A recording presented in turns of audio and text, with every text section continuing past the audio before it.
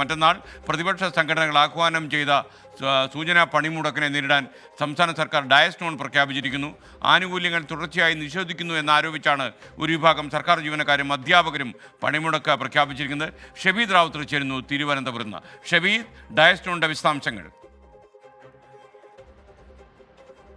കേന്ദ്ര സംസ്ഥാന സർക്കാരുകളുടെ നിഷേധാത്മക നിലപാടിൽ പ്രതിഷേധിച്ചാണ് ഒരു വിഭാഗം സർക്കാർ ജീവനക്കാരും അധ്യാപകരും 24-ന് പണിമുടക്കിന് ആഹ്വാനം ചെയ്ത് പ്രതിപക്ഷ നേതാവ് ഉൾപ്പെടെ പണിമുടക്കിന് പിന്തുണ പ്രഖ്യാപിച്ചിരുന്നു. അവർ കൃത്യമായി ചില കാര്യങ്ങൾ അതുമായി ബന്ധപ്പെട്ട് ഉന്നയിക്കുകയും ചെയ്തിരുന്നു. പ്രത്യേകിച്ച് ഏകീകൃത പൊതു സർവീസിലെ അപാകതകൾ പരിഹരിക്കുക, മാനദണ്ഡങ്ങൾ ലംഘിച്ചുള്ള സ്ഥലം മാറ്റം റദ്ദാക്കുക, 6 ഗഡു DA കുടിശ്ശിക അനുവദിക്കുക, ലീവ് സറണ്ടർ പുനഃസ്ഥാപിക്കുക തുടങ്ങിയ ആവശ്യങ്ങൾ ഉന്നയിച്ചായിരുന്നു പണിമുടക്ക്. ഈ പണിമുടക്ക് സർക്കാർ ഓഫീസുകളിലെയും അതേപോലെ തന്നെ സ്കൂളുകളുടെ അടക്കം താളം തെറ്റിക്കും എന്നുള്ള ഒരു വിലയിരുത്തൽ സംസ്ഥാന സർക്കാരിനെ സംബന്ധിച്ചിട്ടുണ്ടായിരുന്നു.